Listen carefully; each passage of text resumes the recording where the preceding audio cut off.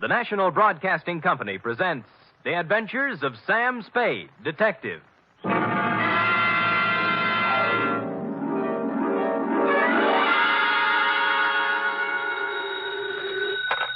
Spade Detective Agency? Me, sweetheart. Oh, Sam. Now, F, all is forgiven, like I told you. How can you forgive me, Sam? I almost killed you. Well, why kick yourself, F? You would have done the private detective profession a great favor. Oh, don't say that, By Sam. removing from its rolls the only operative in San Francisco stupid enough to shake an apple tree for an entire evening trying to pick up an apron full of bananas. But they all can't come out right in the end, Sam. Ah, but you haven't heard the postscript, Angel. Postscript? Postscript, indeed. Batten down the hatches and warn all within earshot that they're about to catch Stupid Sam, the incomparable, in a new act. For during the next 29 minutes and 30 seconds, I shall don the mantle of Don Quixote, shoulder my battered lance, and tilt at windmills in an object lesson to the gullible entitled The Spanish Prisoner Caper.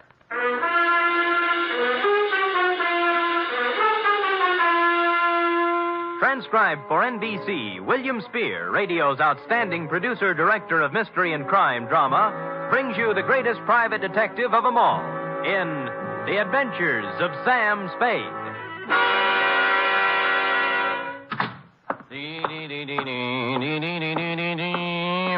Effie? Yep. Sam. I don't know what. Oh, now, there, Angel. Don't cry, little girl. Don't cry. I'm so stupid. You might have been. Hush. Yes. We'll have no more of it here. But Not a word, not a word. Book, pencil. Yes, sir. Go ahead. Date, fill it in to Miss Marjorie Loveland, Brockhaven Apartments, from Samuel Spade, still license number 1375596. Whoa. Down, F.A., down. Subject, the Spanish prisoner caper. Dear Marjorie. When they made you, darling, they threw the mold away. In this day of the emancipated, self-sufficient, 100% competent female, it came as a fresh breeze and a boost to my masculine ego to run across a lady, white-haired and fragile withal, who needed protection. After meeting you, I knew what the fellow had in mind when he wrote, "Heaven will protect the working girl." As a matter of fact, you could have been the very girl, since you and the song were about the same vintage. Do please sit down, Mr. Spade. May I fix you some tea? No, thanks. I planned to come to your office, but I decided I just couldn't risk going out at this time. Oh, why's that? Well, he might come, you see. And I'd never forgive myself if I was out. Oh, who's this? Senor Palmera. Oh. Oh, he's more than a week overdue now, and I'm on pins and needles. I gave him my address here at the Brockhaven. But there's the Brocklebank and the Brockhurst and the Brockmorton and the Brock. Yeah. It would be so easy for him to become confused, being a stranger in town. Well, I'm a native. I'm confused myself. Well, I thought perhaps you could locate him. He should be back from Mexico by now with Don Luis. Don Luis? Dear me. So many things could happen to them. Walking the streets with all that money. What money? The gold and the precious gems. How about starting all over again? Why? Haven't I made myself clear, Mr. Spade? Well, I have the end fairly straight, yes, but if you'll give me the beginning, we'll have everything. Well, I suppose the beginning was 3 weeks ago. Where? In the lobby of the Grand Hotel for Women. I see. I was staying there temporarily while I was waiting for this apartment, you see. So? So, the day I got word I could move here, I packed up and had them take my things out to the taxi. Then I went to the desk and got my money from the vault. Oh, how much? $840. Cash? Yes, in bills. My annuity money had just come from the East. Well, I just put the bills in my purse and was starting out the door when it happened. This voice came over my shoulder. A soft Latin voice saying, "Senorita, I come to you on a matter of terrible urgency." And lo and behold, it was Senor Palmera. How did you know? Oh, I have a feeling for those things. Go ahead. Well, his uncle, Don Luis Alvaro, was in terrible trouble, he said. In prison in Mexico City on some sort of trumped-up political charge. And the family, though noble, was financially impoverished. Yes, except... Except for a casket containing the family jewels and an assortment of priceless heirlooms, all hundreds of years old, hand-wrought of the finest virgin gold. Mr. Spade, how everything... Said caskets and its precious hoard being hidden away in a secret place known only to Don Luis. All he needs is a paltry $840. It was $1,000. I went to the bank. A paltry $1,000 to bribe a jail official, and presto, Don Louis goes free, unearths the casket, and rewards you with an ample share of the family treasure. Mr. Spade, you've talked to Senor Palmera. Nope. How badly do you need the dough? Need it? Why, good heavens, Mr. Spade. It's all I have until next June. There's a small pension from the school board in Keokuk, but dear me, I don't know just how... Mr. Spade, do you mean he isn't coming back with my money?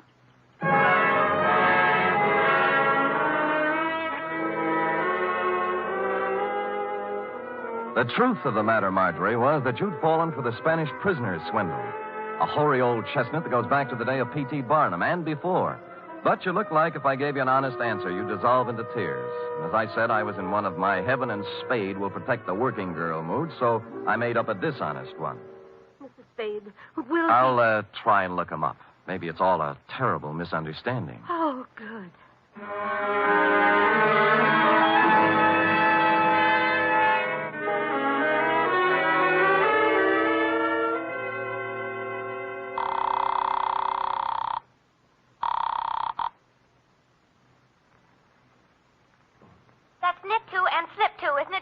Effie? Free? What'd you say? Miss Perrine. Oh, Sam Spade, Detective Agency. Mr. Spade is... This is Mr. Spade, charming one. Oh, Sam, I'm sorry. Yes. Dorothy's here, and I'm trying to learn to knit argyle socks. Well, fine. Drop all stitches and look in the file for me, will you? I remember getting a circular a while back on a con man who was running the Spanish prisoner around here. What would it be under, Sam? Spanish prisoner? Con games, obsolete. Get out the file. Oh, just a minute. It's Sam, Dorothy. Count those stitches while I look in the file. Confidence game. Oh, here. You told me to knit two and slip two, I'm sure. Sam! Yeah? I found it. His name's Pedro Rodriguez. Rodriguez? There's no address, but it says he habitually associates with somebody named Lolita Montoya. Sounds Spanish. Slightly. Any address for her? 615 Mason Street. Fine. And that's all there is, Sam. Oh, golly, I'm so mixed up with these darn argyles. Well, what's so tough about that? Well, you ought to try it sometime. What row are you on? 27th. Knit 3 and slip 1, she says, and I... She's wrong. Knit 2, slip 1, knit 1, pass 1, and knit 1. You got it? Sam! How versatile! Nothing at all. I've been going out with a gray lady.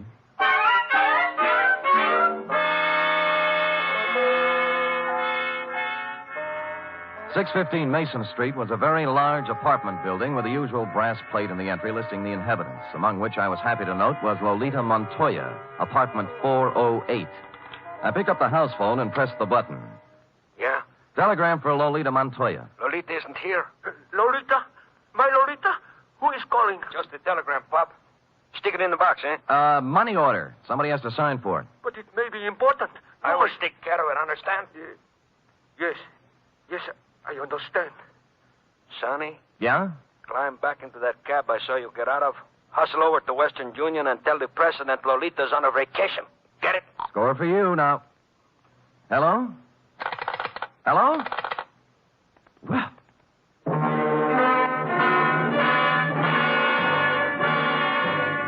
Nothing daunted, I punched a few bells until one of the less suspicious tenants gave me the front door buzz, walked in, and took the automatic elevator to the 4th floor. Or I should say toward the 4th floor, since halfway between the 3rd and 4th, she quit cold.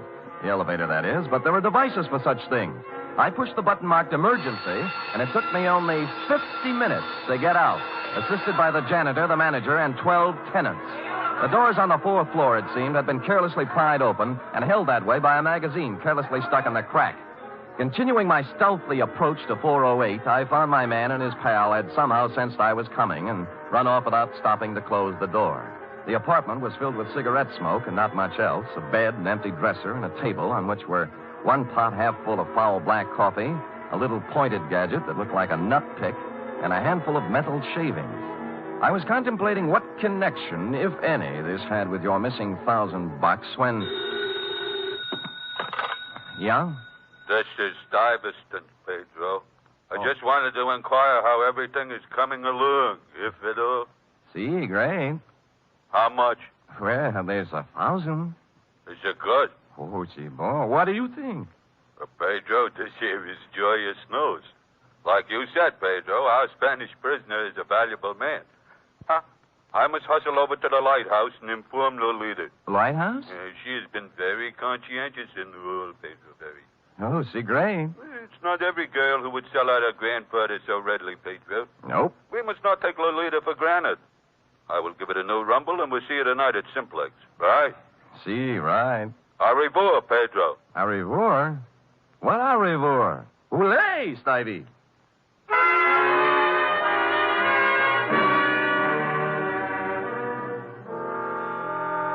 The only lighthouse I knew was a gin mill perched midway down the Embarcadero south of Market, surrounded by shoals strewn with human wrecks of all description. A place you might find shell game men and carny grifters, but hardly a habitat for a con man smooth enough to work the Spanish prisoner. The lighthouse keeper, who looked like he'd retired from the sea after a losing battle with Moby Dick, was bent over a pinball machine next to the door. As far as I could see by the one light in the joint, it was empty. Get up, get up. Yeah, get up, get up, get up, get up. Oh. Too bad, lighthouse keeper. Yeah. What do you have? Well, beer when you're ready. Do you know Pedro Rodriguez? Yeah, worked for me once, a couple of years ago. I canned him. Why? He's a swab. Only honest nickel he ever made was when he was here. All right, get up, get up, get up, get up.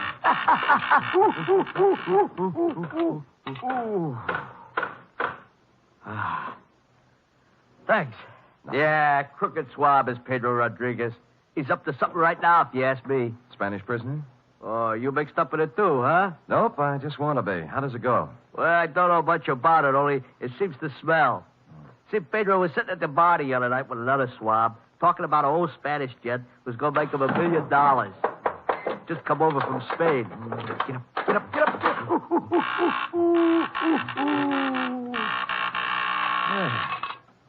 Nice shot.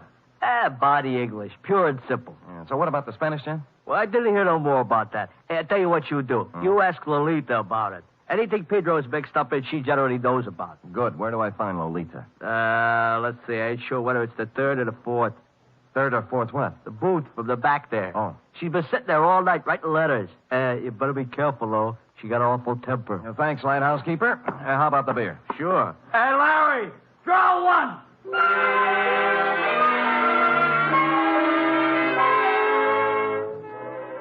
So Larry drew one, and I took it down to the bar to a point opposite booth number 4, which indeed contained Lolita, a fragile little thing wearing a turtleneck sweater marked Stillman's Gym.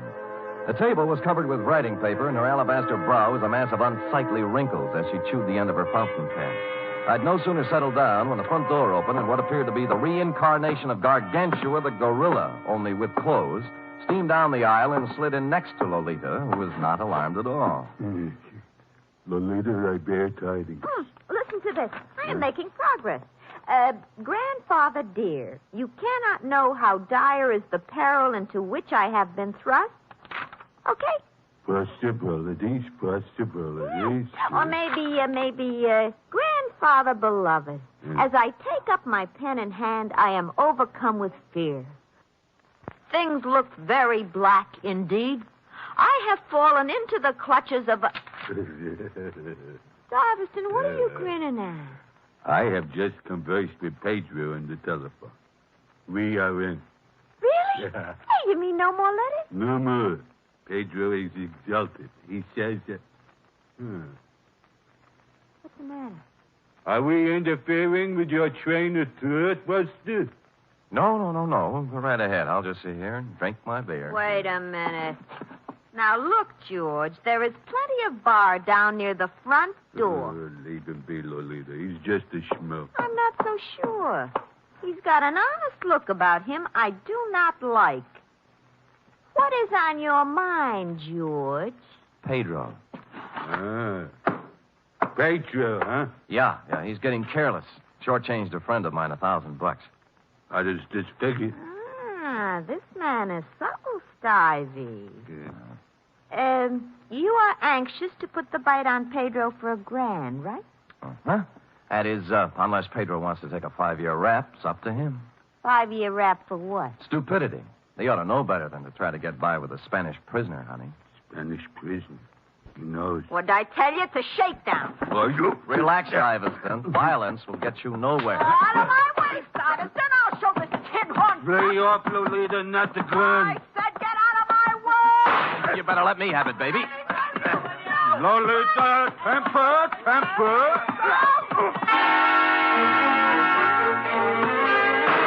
I got hold of the gun with one hand while Lolita chewed on my other one. Stuyvesant, meanwhile, catching my head under his arm like a nutcracker and kicking me in the stomach with his knee. This went on for some time, then I became vaguely aware of Stuyves's fist, as big as a ham, coming up from the floor. He put me on the side of the head, and I skidded down the marble floor, past the row of booths like a ball on a bowling alley, scoring a 10-strike on the pinball machine, which leaned drunkenly over me, stuck out its coin drawer, and flashed a red light in my face, reading, "Foul ball, try again." Stupid me, I did.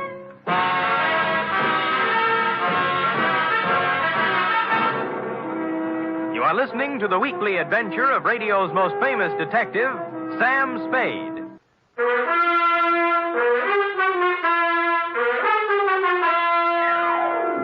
And now back to the Spanish prisoner caper. Tonight's adventure with Sam Spade.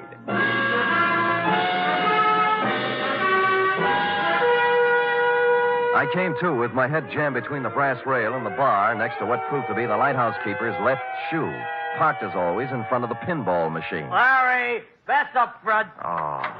Get up.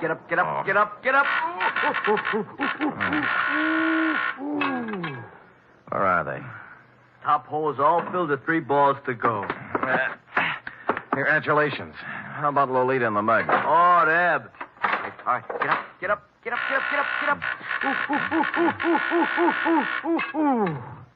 Oh, Deb? Took off, blast them. I had 780,000 points run up, and they had to go and throw you at the machine, cause a tilt. And Larry!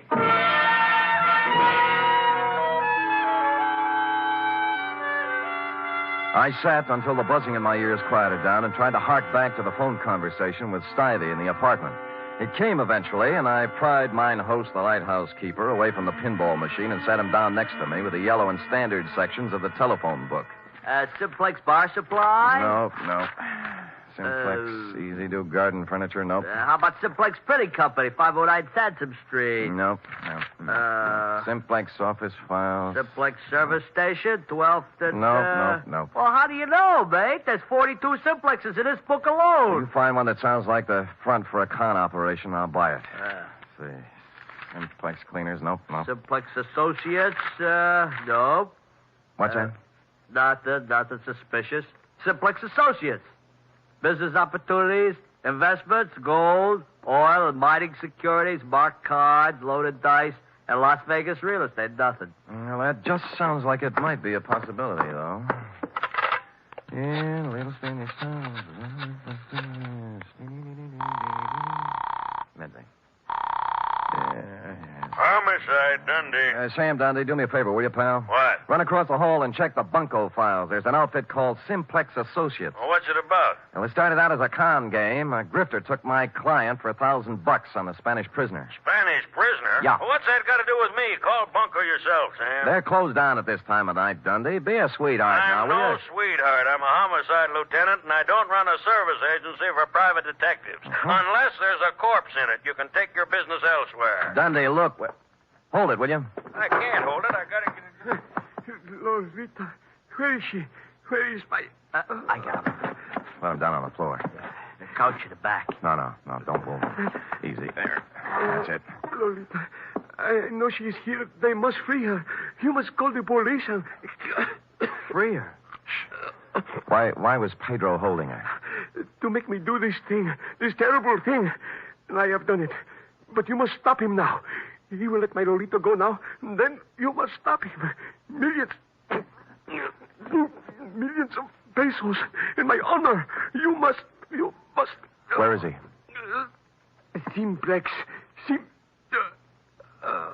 He's in a bad way, mate. Not anymore. He was an aristocrat, thin face, silver hair, and the look of a Bourbon. It stopped me, Marjorie, because here it was, just like your Senor Palmera told you. The nobleman in the ragged clothes and dangling from one of his ankles the broken chain of a leg iron. In short, the complete Spanish prisoner. I've been here all day. here. Dundee, it's legitimate now. You've got your corpse.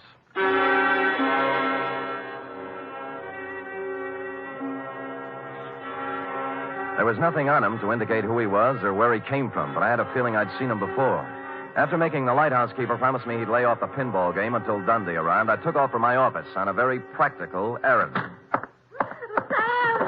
Oh, Sam!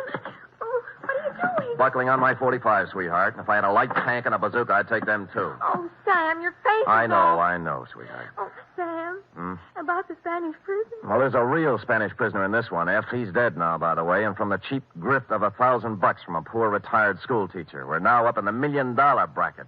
They got a murderous ex-Corrine playing like she's been kidnapped and writing extortion notes to her grandpa, and a mug who looks like a monkey's nightmare, and nut picks and metal shavings, and someplace or somebody named Simplex, not to mention... Oh, Sam, stop it.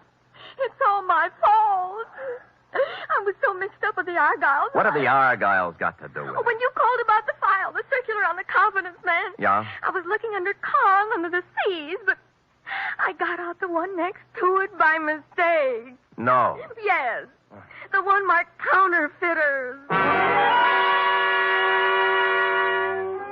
Only then did I remember where I'd seen the old man before. The paper was still on my desk, and his picture was still on the front page over an article that ran something like this. Search on for ex-Spanish Treasury official. Police today were still without definite leads in the search for Ramon Montoya, former chief engraver of the Spanish Mint.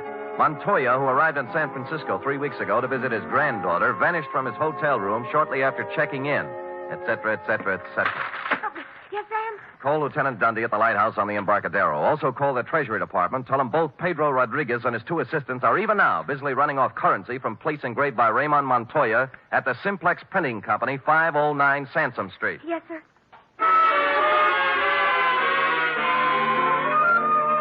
Mexican pesos it was, by the basketful. And the Treasury dicks agreed it was a happy thing for Mexico that Ramon had kept his engraver's tool on the right side of the law up to now. As to the matter of your Senor Palmera and his Spanish prisoner, I had excusably, I hope, lost my enthusiasm. And so it was, Marjorie, that I walked into the Palace Hotel lobby a couple of hours later to call you. Yes, sir?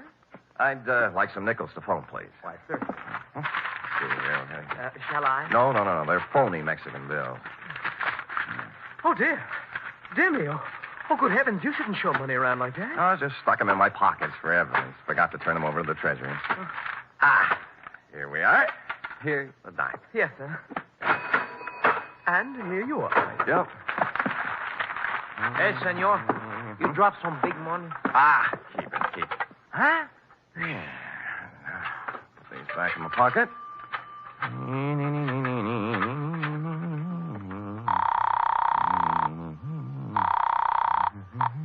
Excuse me, please, senor. Hey, Chum, look, I want to talk on you. Hello? Marjorie, this is Sam Spade. Look, senor, I got to talk Oh, to you. Mr. Spade, did you find him? I'm sorry, Marjorie. I beg your pardon, senor. Just a minute, Marge. Now, look, buddy, you can have the phone in a minute. Now, will you relax?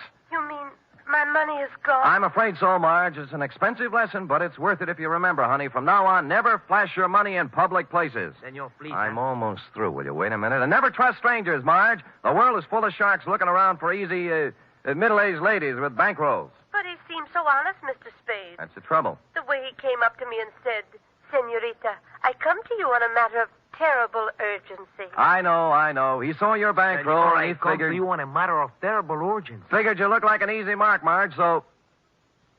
Senor? Just a minute, Marjorie.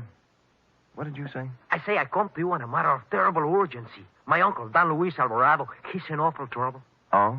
Oh, there's going to be great rewards, senor, if you help us. You know, we just might be able to work something out.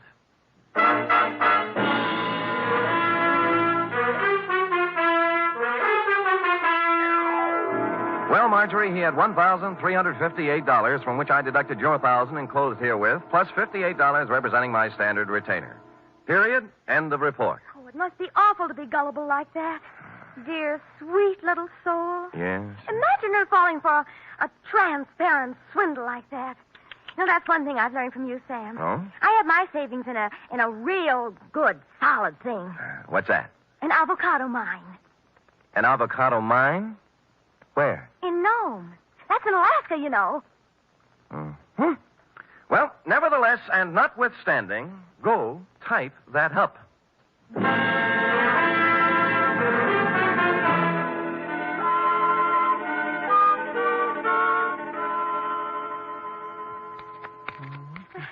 it is, Sam. Why, Sam. A knit 2, purl 3, slip 1, and knit 1, you see? How many rows did you do? I'm on 57. Are you sure you're right, Sam? Well, look at it. Have you ever seen such argyle? Well, that's what I mean, Sam. They sort of billow out, don't they? Well, who cares? That guy you're making them for probably won't appreciate him anyway. But they have to fit, Sam. Well, look at that. It'll make a perfect sleeping bag for a fat cat. Now, tell him your boss lost them up. But, Sam, oh, dear. What's the matter? Well, it was going to be a surprise. Therefore, No. Yes? Well, I'll treasure him, sweetheart. That's a beautiful. Just what I wanted. That's my boss. Good night, Sam. Good night, sweetheart.